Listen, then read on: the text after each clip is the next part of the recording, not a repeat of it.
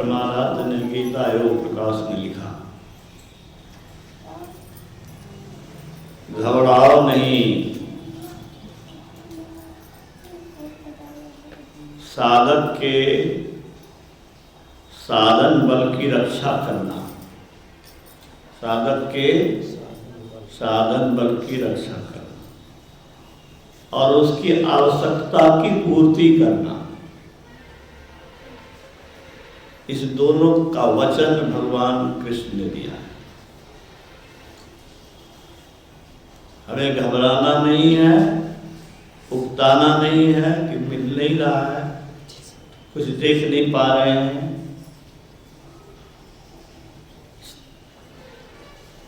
समय पा करके फल लगता है।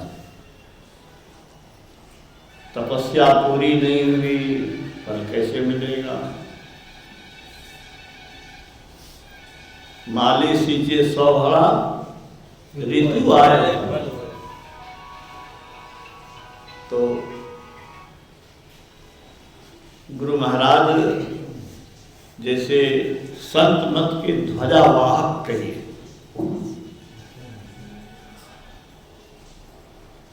संत मत प्राचीन मत है,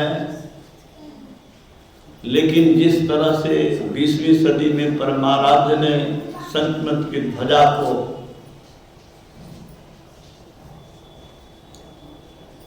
जनमानस के पटल पर लाया, उस पर हम लोग गौरवान्वित हैं। संत मत की ध्वजा को बाहर में तो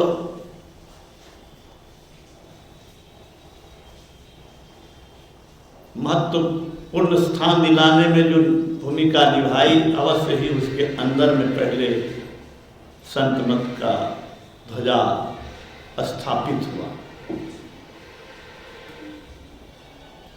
गुरु ध्यान सत्संग सदाचार की प्रतिमूर्ति के रूप में रहकर उन्होंने जीवत्व से शिवत्व, ईश्वरत्व पाया, जिसका परिणाम संत मत सर्वतोन्मुखी, सर्वग्राही, सार्वभौमिक स्थान लिया। और उनकी घोषणा है कि साधन में साधक के साधना बल की रक्षा करना। हमको लगता है कि इसी क्रम में ब्रह्मोठ में नींद टूटती है ध्यान करने के, तो जगाते हैं कि ध्यान करो। और ध्यान में जब आप भक्ति में लापरवाही बरतते होंगे तो कुछ न कुछ ठोकर लगती होगी, और ठोकर इसीलिए लगती है कि तुम ध्यान करने की, लगता है वो साथे रह रहे हैं।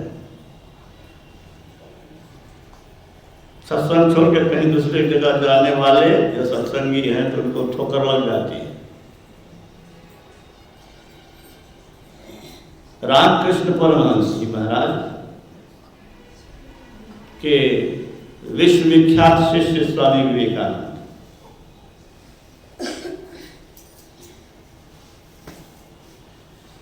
ने प्रश्न किया, जिज्ञासा की, या यूं कहिए कि बहुत चिंतित थे जब वो गले के कैंसर से पीड़ित थे।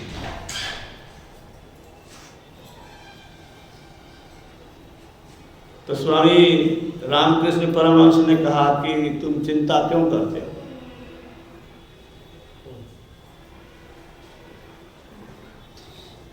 तुम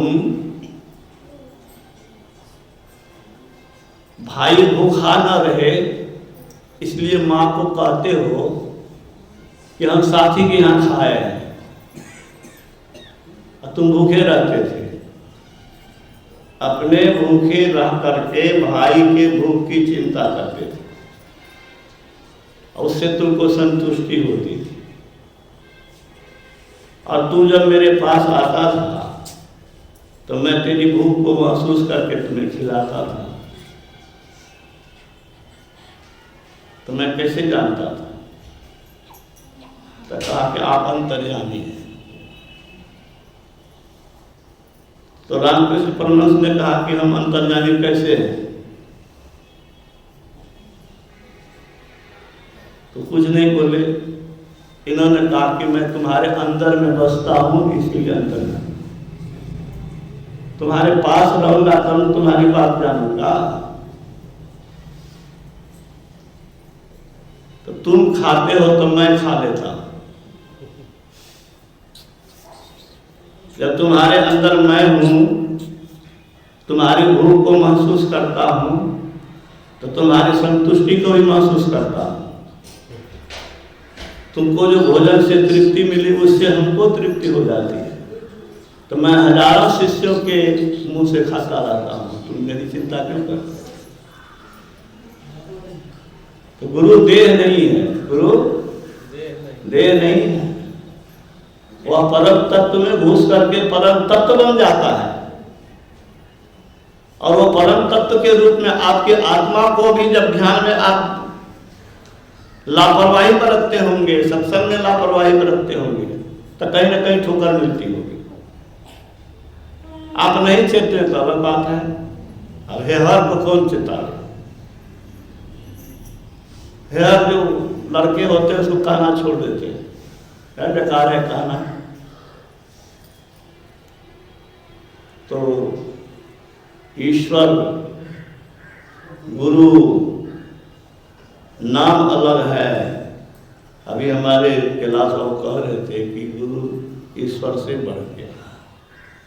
इसको गुरु महाराज ने किस तरह से व्याख्या दिया? संत मत के जो लोग नहीं हो कहेंगे क्या बोलते हैं लोग, गुरु ईश्वर से बढ़ गया होगा। गुरु महाराज के तर्क को सुनिए। गुरु महाराज ने कहा कि ईश्वर से बढ़ के कौन हो सकते हैं, लेकिन लग गया। ईश्वर यह नहीं कहते हैं कि तुम ऐसा करोगे तो अच्छा होगा, ऐसा करोगे तो बुरा होगा। वही ईश्वर मनुष्य रूप में गुरु बन करके कहते हैं कि साधना करो, सुषुम्ना में घुसो, ये युक्ति से करो तो तुम अपने सारे दुखों से छूटोगे। तो सारे दुखों से छूटने का उपाय गुरु को ईश्वर ने ही व्यवस्था दी है, वह ईश्वरी व्यवस्था में है। और स्वयं जब वो गुरु बनकर भगवान में अवतरित होते हैं तो गुरु की सेवा शुश्रूषा करके दुनिया के लोगों को प्रेरित करते हैं कि देखो यही समाज का असली हितैषी है। गोस्वामी तुलसीदास जी ने लिखा, राम सिंधु घन सज्जन ढीला चंदन तरुहरि संत समीरा। मोरे मन प्रभु अस विश्वासा, राम से अधिक राम कर दासा। आज गुरु महाराज नहीं होते थे, संत मन के ज्ञान को ईश्वर बताते क्या? ईश्वर कहने आते हैं किसी को क्या? ईश्वर के दूत कहिए, संदेशवाहक कहिए, गुरु होते हैं, और वो सगुण रूप है। हम लोग सौभाग्यशाली हैं कि ऐसे सर्वसमर्थ गुरु के शिष्य हैं, उनके ज्ञान को पा रहे हैं, जो हमारी संभाल करेंगे। मैं कभी कभी सुनाता हूँ कि संत श्री सुश्रुत जी महाराज ने गुरु महाराज से कहा कि गुरु, जिस भाग में, देश के जिस भाग में संत मत का प्रचार नहीं हुआ है वहाँ अधिक किया जाए। तो गुरु महाराज ने कहा कि पौधा उतना ही लगाओ जितना कि पानी दे सको। तो भगवान राम ने भी पानी देने के लिए ही देवर्षि नारद को ब्याह करने से रोका था कि उसका पतन न हो जाए।